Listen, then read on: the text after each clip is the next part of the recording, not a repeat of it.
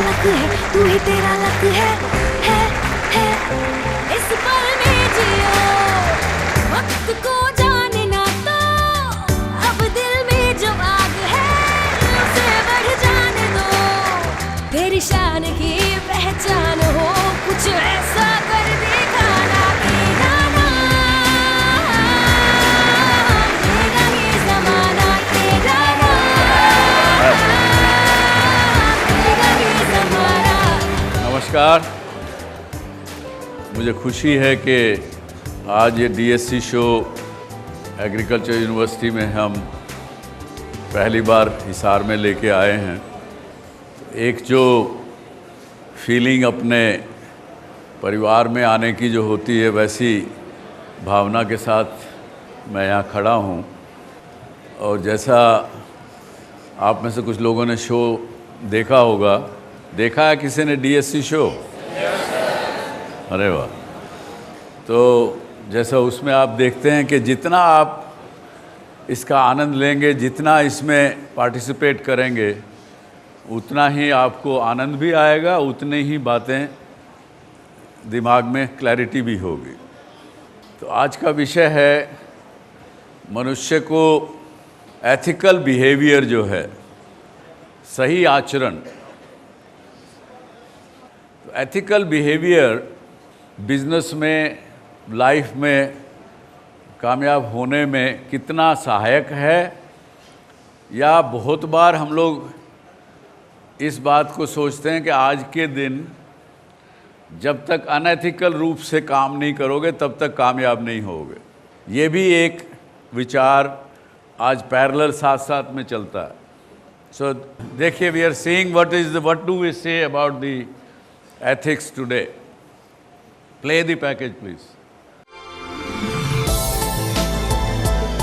हर इंसान की चाहत होती है कि उसका बच्चा बड़ा होकर नैतिकता के मार्ग पर चले, एक बेहतर नागरिक बने और समाज में उसकी अलग पहचान हो, क्योंकि नैतिकता का हमारे जीवन में बेहद अहम स्थान है। लेकिन मौजूदा हालात में नैतिकता सिर्फ किताबों के पन्नों में सिमट कर रह गई है। मौजूदा दौर में हमारी संस्कृति में भी बदलाव आया है। शहरीकरण और टूटते संयुक्त परिवारों के लिए तो नैतिकता वरदान है। चाहे हम घर में हों या बाहर, खेत खलिहान में हो या दफ्तर में, शासित वर्ग में हो या शासक, हम नैतिकता को सबसे ऊपर रखते हैं। लेकिन हम नैतिकता से कोसों दूर होते जा रहे हैं। क्या यह सब नैतिकता के पतन का परिणाम है? आखिर क्या है जीवन में नैतिकता का महत्व? आज हम इसी के बारे में जानने और समझने की कोशिश करेंगे। तो ये जो दोनों ये आज के दिन बातें हैं कि एक बड़ा वर्ग है अपने समाज का जो सोचता है कि सही आचरण करने से आदमी आगे नहीं बढ़ सकता, बड़ा नहीं बन सकता। बड़े बड़े उदाहरण भी लोग देते हैं। लेकिन नैतिकता, आचरण और आदमी की आदत या जीने की शैली, इन दोनों में अंतर है। इसको एक उदाहरण से अगर समझें तो ये, हालांकि उदाहरण विदेशों के हैं, पर तीन बहुत बड़े लोग जो हुए इंटरनेशनल अरीना में, और शायद आप लोगों की कहीं ना कहीं पढ़ाई में ये बात आई होगी।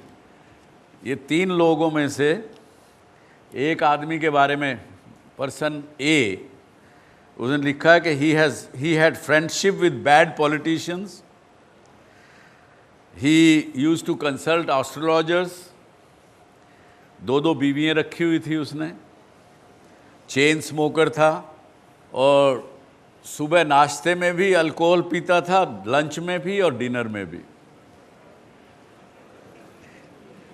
ये पर्सन नंबर ए।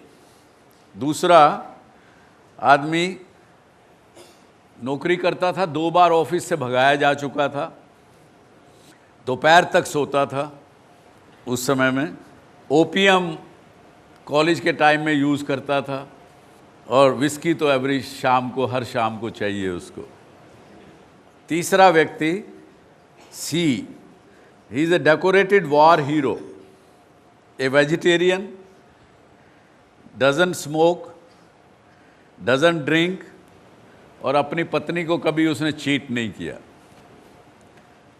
अब आप क्या कहेंगे, इसमें से कौन सा आदमी अच्छा? तीसरा नाम किसी को पता है? पर्सन ए कौन था? पहला आदमी ए जो था वो फ्रैंकलिन रोजवेल्ट, अमेरिका का राष्ट्रपति रहा। वो 1935 से लेकर के 1945 तक। ये तो ए आदमी की हालत थी। बी विंस्टन चर्चिल, कुछ लोगों में से आपने कहा, और सी हिटलर। तो इससे क्या तथ्य निकलता है हमारे सामने? इससे तथ्य ये निकलता है कि आदमी की आदत देख करके उसका आचरण पर अपना मन मत बनाइए। उसकी कुछ आदतें खराब हो सकती हैं, आदतें अच्छी भी हो सकती हैं। कई बार इंसान अपना आचरण बड़ा अच्छा रखता है क्योंकि उसका धर्म, उसकी अपब्रिंगिंग, उसका परिवार वो इजाज़त नहीं देता उन चीज़ों की। लेकिन जब उसके रियल एथिक्स पे जाओ तो वो कहते हैं, बोला भाई ये जो समाज, ये लोग जो है ना, ये आदमी का कत्ल भी कर लें और खा भी जाएं तो भी डकार नहीं मारें। तो आदत उसमें और दैनिक जीवन जीने में और एथिकल उसमें दो चीज़ों में अंतर है। ये ज़रूर हमेशा ध्यान रखिएगा। किसी को देख करके उसको जजमेंट मत करिए। अब प्रश्न आप लोग बताइए, क्या आपको क्या लगता है कि जीवन में एथिकल बिहेवियर कर रखना चाहिए, उससे कामयाबी मिल सकती है? सर बात ये कि मुश्किल है अगर हम ईमानदारी से चलते हैं तो। कि अब मान लो कोई बंदा हमारे को कोई चीट करता है तो अब हम तो यही सोचेंगे, हमारी जो मेंटालिटी वो तो यही बोलेगी कि वो नेगेटिव है। मुझे ऐसा लगता है कि एथिकल, सबसे पहले तो चीज़ समझने की ज़रूरत है कि हमारी वैल्यू सिस्टम हमारे एथिक्स होते हैं, जो हम रोज़मर्रा की ज़िंदगी में हम अपने वैल्यूज़ बना देते हैं, अपने प्रिंसिपल्स बना देते हैं। दूसरी बात ये कि हम ये देखते हैं कि अनएथिकल तरीक़ों से, टैक्टिक से इंसान को सक्सेस शॉर्ट टर्म मिल सकती है। एक बार की खुशी, 2-3 बार की खुशी मिल सकती है, लेकिन जो लॉन्ग टर्म में जो ट्रस्ट बनता है वो डेफिनेटली एक एथिकल इंसान से ही बनता है। बिल्कुल बिल्कुल सही कहा। बहुत से लोग ऐसे हैं जो ज़िंदगी में कामयाब हुए लेकिन फिर कहीं ना कहीं फिसल गए क्योंकि उनका बिहेवियर, वो अपना विश्वास अपने कस्टमर पर, आसपास के लोगों पर नहीं जमा पाए क्योंकि अपने अनएथिकल बिहेवियर की वजह से। सर मिक्सअप होना चाहिए एथिकल और अनएथिकल दोनों का। भगवान कृष्ण की तरह 16 कला संपन्न होना चाहिए। अच्छा, मिक्स कैसे करोगे भाई? सामने वाले बंदे पे डिपेंड करता है। अगर मतलब आप क्या ये कहना चाहते हो कि चोरी करो पर पकड़े मत जाओ? Yes sir. अगर सामने वाला बंदा चोर है तो उसके साथ चोरी सही है सर। अगर सामने वाला बंदा सही है तो उसके साथ सही नैतिकता बरतो। Okay, this is one way to look at life. Yes sir, actually हमारे यहाँ अनएथिकल और एथिकल की डेफिनेशन अलग अलग है। हर किसी के लिए अनएथिकल और एथिकल की डेफिनेशन आपके लिए क्या है? सर, अनएथिकल का मतलब है कि जो भी काम हमें सेटिस्फेक्शन अंदर से नहीं देता। सर कुछ काम ऐसे होते हैं जो हम बाहर से कर रहे हैं, जो हमें लग रहा है कि हमें बेनिफिट देंगे, लेकिन अंदर हमें भी पता होता है कि वो काम गलत है, तो वो काम अनएथिकल है सर। अनएथिकल जो आपका मन अंदर से कहे वो कि ये काम नहीं करो, वो अनएथिकल है। Yes sir. जिसको करने में मन माने तो वो एथिकल है। एथिक्स सर हर किसी के अलग अलग होते हैं। कोई ऑनेस्टी को अपना एथिक मानता है, कोई किसी की हेल्पिंग को अपना ethic. Very good, very good, very good. अब थोड़ा आगे चलें। अगर बड़ा सिंपलिस्टिक तरीके से अगर इस बात को समझने का प्रयास करें कि आदमी क्यों एथिकल होता है और क्यों अनएथिकल होता है, कहीं ना कहीं जो किसी ने कहा, आपने कहा वैल्यू सिस्टम। वैल्यू सिस्टम क्या है, इंसान का वैल्यू सिस्टम क्या है, ये समझने के लिए हमें पूरे विश्व को समझना पड़ेगा। तो मैं ये पूछना चाहूँगा आपसे कि वर्ल्ड इज़ मेड ऑफ एक तो 5 एलिमेंट हैं, आकाश, वायु, धरती, जल, अग्नि। एक तो 5 तत्व हो गए। इसके अलावा क्या क्या चीज़ें हैं संसार में जिससे ये संसार बनता है, वो भी 4 चीज़ें। सबसे पहले खनिज, मिनरल्स। दूसरा वेजिटेबल्स एंड पेड़ पौधे। तीसरा जानवर, एनिमल्स। चौथा मैनकाइंड, मनुष्य। ये 4 चीज़ों से ही विश्व है। इन 4 चीज़ों को अगर हम गहराई से देखें, सोचें, तो कहीं ना कहीं हमें लगेगा कि हमारे अंदर भी, जैसे अब यहाँ पे हम 500 लोग बैठे हैं, 1700 लोग बैठे हैं, हमारे बीच में मिनरल ह्यूमन बीइंग भी है, वेजिटेबल ह्यूमन बीइंग्स भी हैं, एनिमल ह्यूमन बीइंग्स भी हैं और ह्यूमन बीइंग्स भी हैं। अभी ये जो बात हम कर रहे हैं ना एथिक्स की, ह्यूमन एवोल्यूशन की, तो ज़्यादातर विश्व में डार्विन की थ्योरी चलती है। लोग एथिक्स की बात करें, ह्यूमन एवोल्यूशन की बात करें, तो वो डार्विन को पढ़ते हैं। लेकिन हमारे शास्त्रों में तो पता नहीं सदियों, कितने हज़ारों वर्ष पहले ये बातें लिखी गई थी, जो मैं बता रहा हूँ, आज आपसे शेयर कर रहा हूँ। तो 5वां गॉडली ह्यूमन बीइंग्स। अब इनकी आप फितरत समझिए, एक एक की। आप अपने आसपास के लोगों को अगर सोचेंगे, देखेंगे, तो आपको नज़र आएगा कि हाँ, मैं इतने 50 लोगों को जानती हूँ या 100 लोगों को जानती हूँ, तो उसमें से एक मिनरल ह्यूमन बीइंग भी है। अब वो क्या होगा?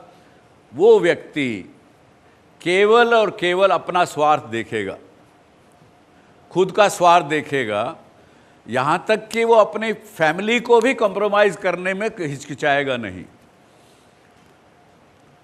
ऐसे मनुष्य को कहा गया मिनरल ह्यूमन बीइंग। हैं ऐसे कोई लोग आपके ध्यान में? वो हमेशा अपने बारे में ही सोचते हैं और जब वो जो चीज़ चाहेंगे वो हमेशा वही करेंगे। उन्हें कोई फ़र्क नहीं पड़ता कि अगला बंदा क्या सोच रहा है, उसके ऊपर क्या बीत रही है। हाँ, बिल्कुल, absolutely right characteristic of a mineral human being. दूसरे हैं वेजिटेबल ह्यूमन बीइंग्स। अब इनकी फितरत अगर देखेंगे तो आपको लगेगा कि वो अपना तो स्वार्थ देखते ही हैं, अपने इमीडिएट जो फैमिली है उसका स्वार्थ देखेंगे, उसको प्रोटेक्ट करेंगे। ज़्यादा से ज़्यादा अगर थोड़े से ठीक होंगे तो वो अपने आगे बढ़ जाएंगे, अपने पूरे परिवार का ध्यान रख लेंगे। केवल मेरी फैमिली नहीं, चलो मेरे माता पिता भी, भाई बहन भी, चाचा ताऊ भी, उनका ख्याल रख लेंगे, उससे आगे नहीं बढ़ेंगे वो। ऐसे लोगों को हमने कहा वेजिटेबल ह्यूमन बीइंग्स। ये आपको उनकी क्वालिटी मिलेगी, क्योंकि जैसे मैंने पहले बताया मिनरल्स, मिनरल कोई भी जो है वो बदलता नहीं है, उसको सैकड़ों हज़ारों वर्ष लग जाते हैं जिससे पहले कि एक पर्टिकुलर मिनरल पड़े पड़े अपने कुछ केमिकल रिएक्शन से चेंज हो, हज़ारों वर्ष लग जाएंगे उसको। वेजिटेबल्स दे स्टिल ग्रो, आसपास थोड़ी दूर फैल जाती हैं, लेकिन उसका दायरा फिर भी लिमिटेड रहता है वेजिटेबल्स का। इसी तरह से ये इंसान है जो वेजिटेबल ह्यूमन बीइंग्स जिनको कहा गया। कौन ध्यान में आ रहा है?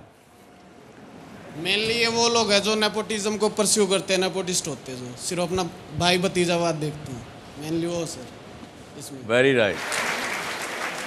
सर आई थिंक हमारे समाज में मेजॉरिटी ऐसे ही लोगों की है जो अपने प्रमोशन के लिए कुछ भी करते हैं, अपने बच्चों के लिए वो कुछ भी करेंगे, दुनिया से लड़ेंगे, उन्हें अच्छे से अच्छा दिलाएंगे, लेकिन जैसे ही वो अपने घर से बाहर कदम रखते हैं, उनके ही बच्चों की एज के बच्चे बाहर भीख मांग रहे होंगे, लेकिन वो उनके लिए कोई हेल्प नहीं करेंगे, उनके तरफ देखेंगे भी शायद नहीं। एग्जैक्टली, तो आई थिंक वो भी इसी कैटेगरी में आएंगे। Very right, thank you. Very right. तो इससे पहले कि हम आगे बढ़ें, आज हमारे पास कुछ गेस्ट हैं जो कि बड़े इन मामले में हमको कुछ उनसे सीखने को मिलेगा और शायद आप उनको जानते भी होंगे। इनको हम कहते हैं हमारे रूप से चेंज मेकर्स।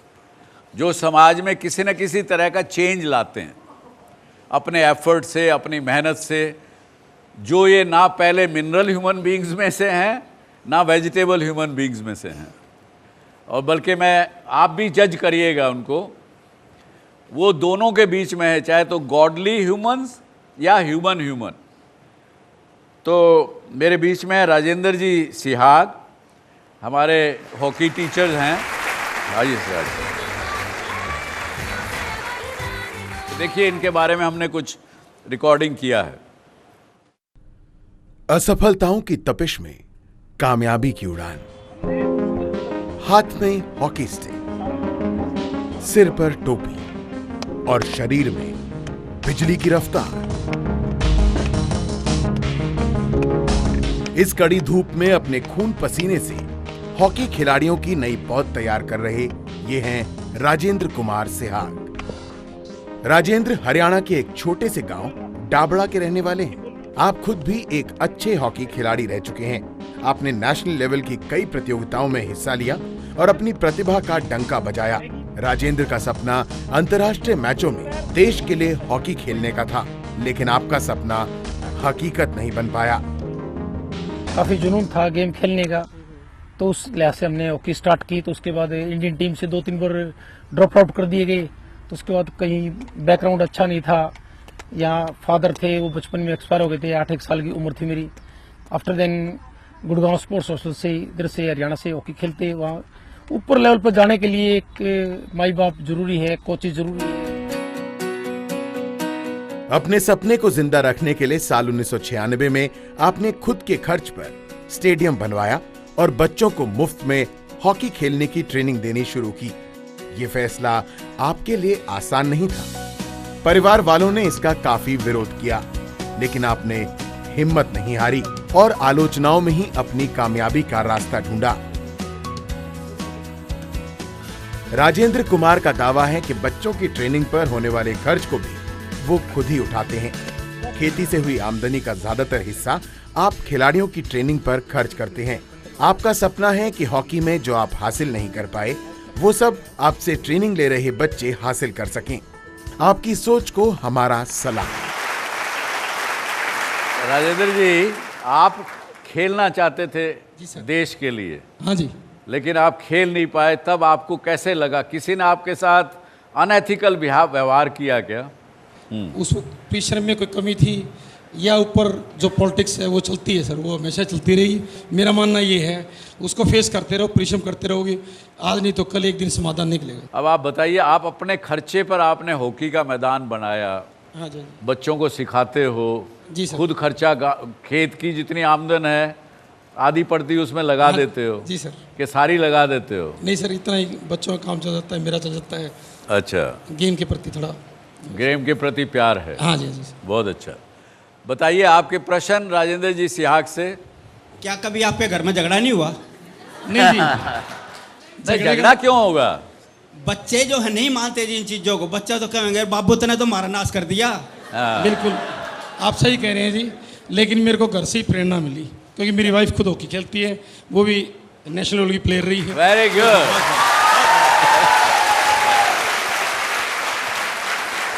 इनकी धर्मपत्नी को स्वागत, बहुत बहुत स्वागत। अच्छा, आप भी हॉकी खेलती हैं? इनको हराती हैं कि इनसे हारती हैं? हारती हूँ सर। हारती हो? क्यों? क्यों होगा तो क्या है सर? अच्छा, ये तो हारू ही सर। हस्बैंड है इसलिए हारते हो कि ज्यादा अच्छा खेलते हैं? अच्छा तो है ही सर, अच्छा तो खेलते ही हैं, मेरे से अच्छा। सुपीरियर है इसमें। अच्छा, चलिए। You both are working on a specific thing, like जो नीडी स्टूडेंट हैं, प्लेयर्स हैं, कुछ भी हैं, लाइक गांव में कोई भी नीडी बच्चा है, उसके लिए आप काम करते हो। उसके पीछे बेस क्या है? Why are you doing? What is the thing that is motivating you to do that? वो सर बलदेव सिंह हॉकी के कोच हैं। हाँ। हमारे शाहबाद से। उन्होंने एक छोटे से कस्बे से हॉकी स्टार्ट किया और आज 8-9 लड़कियां पिछले उसमें एशियाड में और उसमें इंडियन टीम में हमारी अकेली हरियाणा की थी। तो जब एक बंदा पंजाब से आके हरियाणा में इतना काम कर सकता, तो कि हम क्यों नहीं इसी हरियाणा वासी होकर ये प्रेरणा मिलती है। आप कह रहे थे कि हमें जो आप खेल रहे थे उस टाइम ऊंचे लेवल पे जो पॉलिटिक्स आपके आड़े आई, क्या गांव लेवल पे भी आपको ऐसी आती है पॉलिटिक्स आड़े, या आती है तो आप उसका कैसे सामना करते हो? वो गांव में आती है। किसी को गांव में भी ऑब्जेक्शन किया गया था कि ज़मीन हम इसको पंचायत की लैंड देंगे, ये ज़मीन बेच के खा जाएगा। तो उसलिए जब बंजर भूमि दी गई, फिर उसमें फिर बच्चों की मेहनत से छोटा ग्राउंड बनाया, उसके बाद चार दीवारी निकालते गए, उसके बाद मिट्टी की। जब बच्चों ने परफॉर्मेंस दे दी तो मैंने मेरा टारगेट माना कि जो डिस्ट्रिक्ट लेवल पे गांव थे, उमरा थे, भोजराज, दाइमा, सुरपुर, ये कैमरी, जो ज़िले के अंदर गांव थे, सिसाई वगैरह, इन गाँव से इनसे कंपटीशन किया। आफ्टर देन आई कंपटीशन के लिए मैं स्टेट लेवल पे गया। फिर मैंने स्टेट लेवल पे बच्चे पार्टिसिपेट करवाए। आफ्टर देन आई थॉट कि मैं ये कंपटीशन नहीं है, जिले स्तर से उठ के स्टेट पे गए, स्टेट से अब राष्ट्रीय स्तर पे क्यों ना जाए। कोई भी नेशनल चैंपियनशिप होती है अंडर 14, 17, 19, सब जूनियर, जूनियर, तो हर वर्ग में या भोपाल से है, एमपी से है, दिल्ली से है, हरियाणा से है, पंजाब से, हिमाचल से है, कहीं भी से स्पोर्ट्स अथॉरिटी इंडिया की टीम से है, तो फर्स्ट सेकंड थर्ड प्लेस आती है, उसी में तबीयत खुश होती है। हर टीम में मेरा बच्चा होता है। तो ये देखिए, छोटे से उससे शुरू करके आज तो आप भी वो आमिर खान की तरह से बनना चाहते हो क्या? नहीं, गांव ने मेरे को जन्म दिया, मान दिया, सम्मान दिया, मैंने गांव के लिए क्या किया, ये लाइन लिख के मैंने स्टार्ट किया। आप मेरे जो दर्शक बैठे हैं घर पे जी, करोड़ों, 1 करोड़ के करीब लोग ये शो को देखते हैं जी सर, उनको क्या कहना चाहेंगे? मैं उनको, अपने देशवासियों को, दर्शकों को ये कहना चाहूँगा कि हम ईमानदारी से मेहनत करें, मेहनत से जी न चुराएं, हमें सफलता 100% मिलेगी। बहुत अच्छे, बहुत अच्छे, बहुत अच्छे। सियाग जी, आपका आने के लिए बहुत बहुत धन्यवाद। मैं बड़ी खुशी हुई, आप जैसे लोगों की वजह से ये देश चलता है और समाज चलता है। नहीं सर, इसको चालू रखिए। धन्यवाद। जो दर्शक आज आप ये शो देख रहे हैं, मैं अपने गांव हिसार से बोल रहा हूं। मुझे उम्मीद है आप यहाँ के जो स्टूडेंट्स, युवा शक्ति, इनकी बात सुनकर उसका आनंद ले रहे होंगे। आप देख रहे हैं कि कितना उत्साह इनमें है एक विषय को जानने के बारे में, इस बात में, चर्चा में भाग लेने के बारे में। लेकिन कहीं ना कहीं आप भी इसमें भाग लीजिए। तो तीसरा, animal human beings. Animal human being भी फितरतन स्वार्थी है, लेकिन उसके स्वार्थ की सीमा थोड़ी बढ़ जाती है। वो सीमा अपने परिवार से आगे चल के अपने समाज, अपनी जाति, अपना गांव, अपना देश तक भी कभी कभी पहुंचता है। रहता ज़्यादातर के रहेगा तो स्टेट तक जाएगा, पूरे देश तक भी कभी कभी सोचता है, फिर वापस अपनी जाति में, अपने धर्म में आ जाता है। और यही कारण है कि आज हम देखते हैं कि जो सियाग जी ने कहा, पॉलिटिक्स भी गंदी हो गई। क्यों हो गई? क्योंकि कहीं ना कहीं हम फिर वही अपना जातिवाद, मेरी जाति का है, मेरी कौम का है, मेरे गोत्र का है, उसको वोट देंगे, मेरे हरियाणा का है इसलिए करेंगे।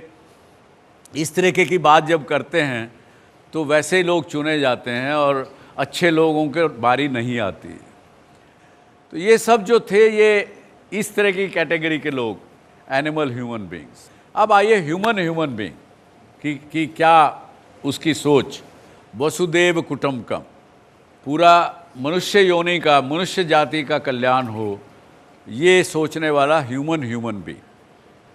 उसके लिए देश की बाउंड्री भी नहीं है, वो हर किसी से प्यार करता है।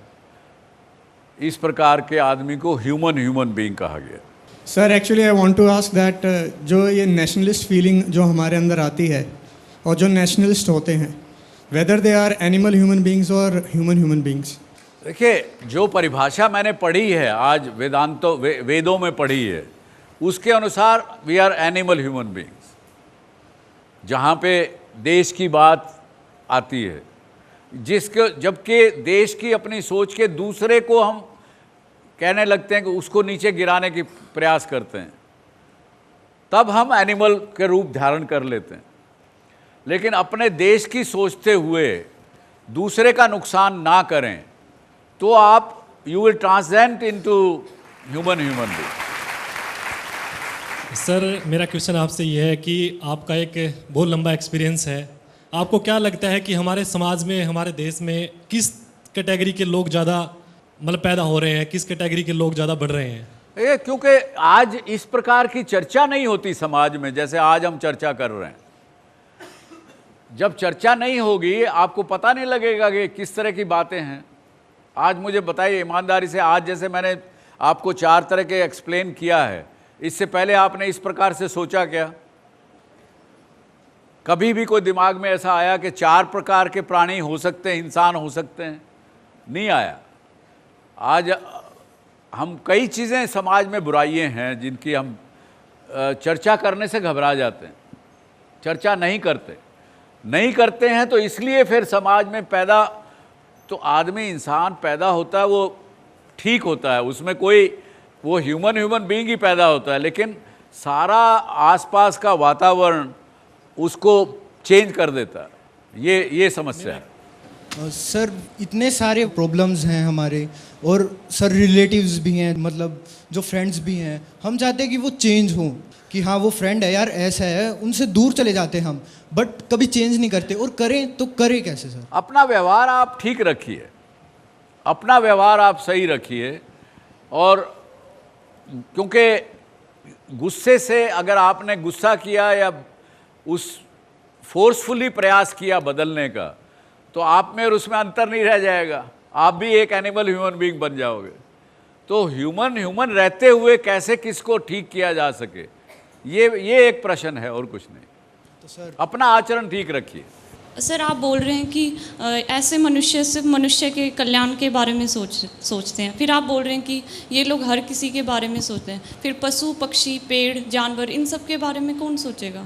वो अगला आता है 5वां, godly human being. Okay sir. Godly human being मनुष्यों की ही नहीं, वो सभी बीइंग की सोचता है, सबका कल्याण, अच्छा एनवायरनमेंट हो, वो पेड़ पौधे जानवर किसी को वो नहीं करेगा, वो सबका कल्याण सोचेगा, उसी को गॉडली ह्यूमन बीइंग कहा।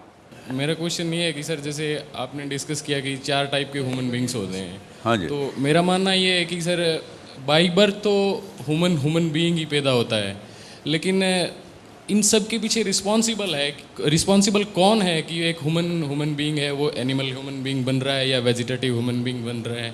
Who is the responsible for that? हमारी अपनी सोच है, हमारा आसपास का वातावरण जो है वो इस प्रकार का है। देखिए कहाँ से शुरू होता है, छोटी छोटी बात से शुरू होता है। पिताजी फ़ोन आया तो पिताजी कहेंगे कि बेटा कह देना कि मैं नहीं हूँ घर पे।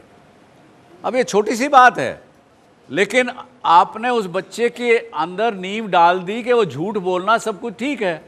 इस छोटी सी बात से शुरू होता है। और जब कोई व्यक्ति कहीं किसी काम कर रहा है और वो वहाँ से अनएथिकल रूप से पैसा कमा के घर लेके आता है और पत्नी बड़ी जल्दी से ले करके उसको बंद कर देती है अलमारी में, वो नींव डल जाती है, वो बच्चा भी देख रहा होता है, छोटा बच्चा।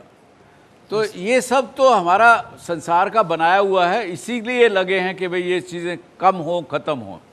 जहाँ हम बार बार देखते रहते हैं बाहर, जब बाहर देखते हैं तो हमको ये सब गलत लगता है, जब हम अपने अंदर देखते हैं हाँ तो फिर आपको सही नज़र आता है।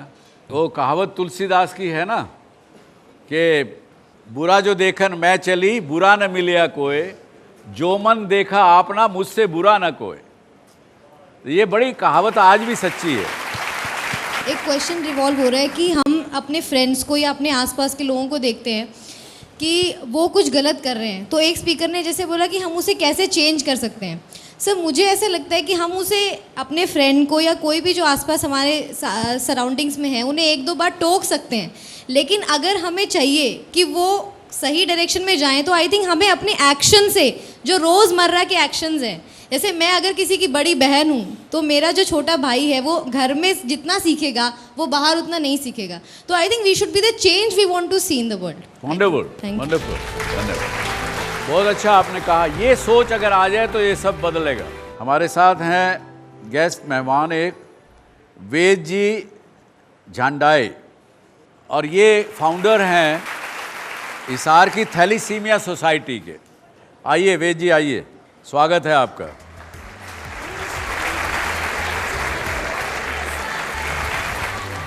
तो आपने ये जो थैलीसीमिया सोसाइटी हिसार में खड़ी की, थैलीसीमिया समझते हैं? It's a kind of cancer which is a blood related problem, और ये ज़्यादातर बच्चों में ही शुरू हो जाती है। इनके खुद के 2 बच्चे थे जो थैलीसीमिया में चले गए यंग एज में। 84 में मेरी बिटिया थी और फिर 86 में बेटा हुआ। वो 95 में गया और बिटिया चली गई थी 87 में। तो फिर मेरे को क्या था, ब्लड लेने के लिए बहुत दूर दूर जाना पड़ता था, दिल्ली, रोहतक, कहीं भी कोई कैंप लगते थे। तो फिर मैंने ये सोसाइटी हिसार में ही बनाई, छोटे से शहर में, जिसको माना गया भाई हिसार में ये सोसाइटी चल भी नहीं सकती थी। तो मैंने फिर ये सोसाइटी उनको ब्लड बैंक वालों को भी बड़ा पीछे पड़ के चलाई। ये यहाँ 15 बच्चे उस टाइम इकट्ठे किए मैंने, भाई अपना यहाँ ब्लड यहीं अरेंज करेंगे। तो करते करते हमारा यहाँ पूरा विंग बन गया। आज मैं थैलेसीमिया सोसाइटी इंडिया का भी ज्वाइंट सेक्रेटरी हूँ, हरियाणा से single man. Very good, very good. और ब्लड देने की भी प्रेरणा मुझे मेरे बच्चों से ही मिली, क्योंकि उनको हर हफ्ते 10वें दिन ब्लड की ज़रूरत होती थी। तो इसके लिए मैं ब्लड खुद भी देता था, औरों को भी अवेयरनेस करना था। तो मैंने एक ये नारा भी बनाया, जोत से जोत जलाते चलो, यानी हर ब्लड डोनर दूसरे डोनर को भी तैयार करे। और जो कैंप ऑर्गेनाइज करते थे वो कैंप और तैयार करे, ऑर्गेनाइजर तैयार करे। तो ये हमारा ख्यालिया साहब थे, ब्लड डोनेशन में बहुत आगे गए हैं। तो थैलेसीमिया के लिए आज मैंने इतना हो गया मेरे प्रयासों से, जो दवाई चिलेटिंग करनी होती है थैलेसीमिया में, हमारे को पैसों से नहीं मिलती थी, बड़ी मुश्किल मिलती थी। आज वहाँ हिसार में हमने फ्री मुहैया कराई हुई है। बहुत अच्छा। तो ये बताइए वेद जी, हाँ जी, इसमें तो आपको बोन मैरो डोनेशन लेना पड़ता अब भी है ना? हमारे को bone marrow latest Modi ji ने कॉल इंडिया से कोलैबोरेशन करके 10 साल से जो नीचे बच्चे हैं वो 10 लाख रुपए सरकार फ्री दे रही है। हिसार के भी मैंने 2 बच्चों की bone marrow transplant CMC Bilaur में करवाई है। Very good, very good. तो किस तरह के मरीज आपके पास आते हैं? थैलेसीमिया देखो, हमने एक अवेयरनेस भी चलाई। इसमें कैरियर जब दोनों मियाँ बीवी होते हैं, ये बहुत आप जैसे बच्चों के लिए बहुत ज़रूरी बात है कि शादी से पहले हमारा एक नारा है, जन्म कुंडली मिलाए ना मिलाएं, रक्त अवश्य मिलाएं। इससे क्या है, कैरियर से ही जब शादी होती है तब ये बच्चों की 50% थैलेसीमिया मेजर की संभावना रहती है। और समझे आप कि अगर किसी को थैलेसीमिया है मेल को, और उसकी शादी जिस लड़की से होती है उसको भी यदि है, तो वो उसके बच्चे बहुत मेजॉरिटी रूप में थैलेसीमिया की प्रॉब्लम के साथ ही जन्म लेंगे। यस, ये माँ बाप की वजह से ही थैलेसीमिया बच्चों में आता है। इसलिए हमारी आप जैसे लोगों से तो बहुत अवेयरनेस है कि ब्लड टेस्ट करा के ही शादियां करें, क्योंकि एड्स भी फैला हुआ है। अब जिसको पहले एड्स होता है उसको हो सकता है हेपेटाइटिस C है, B है, ये सारी बीमारियां एक को दूसरे को हाथों हाथ लगती हैं शादी के बाद। वे जी, मुझे बहुत खुशी हुई कि हिसार में आपने ये मुहिम छेड़ रखी है। बहुत बहुत धन्यवाद वेद जी आपका आने के लिए, और इस शो में बहुत बहुत धन्यवाद। तो आज का ये शो यहीं समाप्त करते हैं कि अब इसमें एक प्रश्न मेरा है आपसे कि आप सिहाग जी को और वेद जी को क्या पांचों में से किस कैटेगरी में रखेंगे? Godly human being. Thank you very much, bye bye.